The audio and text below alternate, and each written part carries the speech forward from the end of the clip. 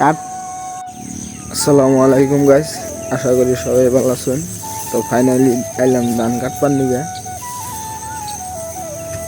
ধান ভাবতেছি আজকে কাটবো। বতর ভালো না, অল্প আগেও বৃষ্টি বেড়ে গেছে, সবাই দোয়া হইতেছে অল্প অল্প। তো ভাবতেছি অবাই গাড়ি ঢালাই দেবো, পাকছে যখন থুই আর লাভ নাই।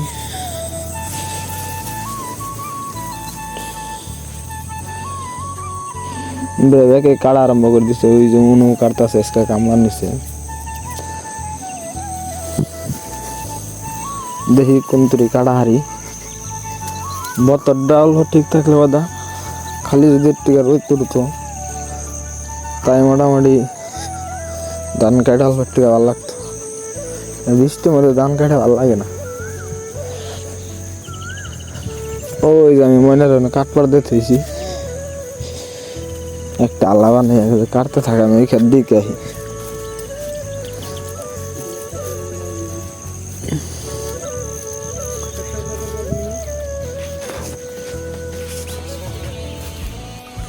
মানে কাটা কাটা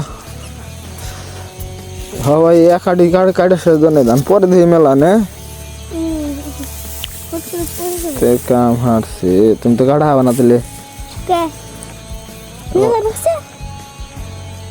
ধান ধরতাছে।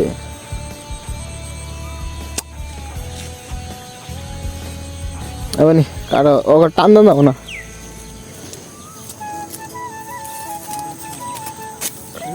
তো কাটি দেখি। তো গাইস ফাইনালি যে পর্যন্ত কাটলাম, আর বৃষ্টির দেওয়া পরিস্থিতি আসলে হেবাই রয়েছে, খালি অল্প অল্প গরম ছুটছে, মনে করতেছে আবার বৃষ্টি নামবো। যাই খাই গে কে চুক্তি নিছেন দিকে খাবার দাম যাস জান যাবো না তাহলে ওখান তুই 8টা বাজে 9টা বাজে তাহলে আমি এখন গেছি খাবার নিয়ে খাই না দিই ওই সাথে এই ক্ষেত্রে অল্প কাঁচা কাঁচা নাকি আলাদা দাম ধরে।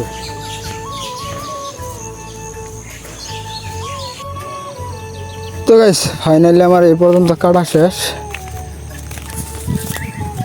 আর ভাবতেছি কাটবো না, এখন আড়ি কিনে উঠাবার নিয়েছি, আড়ি কিনে জড়া করে থিয়া দাম গাবার মিহি। আর বতরের পরিস্থিতি তো আলাই দিলে আলহামদুলিল্লাহ আজকে সারাদিন মোটামুটি ঠিক আছে, বৃষ্টি হানিকে দুপুরে অল্প রোদুর চাল গরম চালাই চাল রোদ নেই তাম গরম চাল। আর তারপর থেকে আবার বতরের অবস্থা মোটামুটি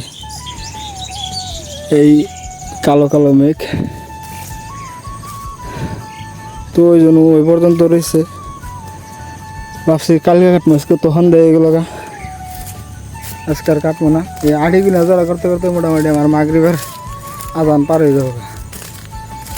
বাইরে আজকের ভিডিওটা কিন্তু এই পর্যন্ত। ভালো লাগলে অবশ্যই একটা লাইক করবেন, চ্যানেলে যদি নতুন হয়েছে প্লিজ সাবস্ক্রাইব করবেন। বাই।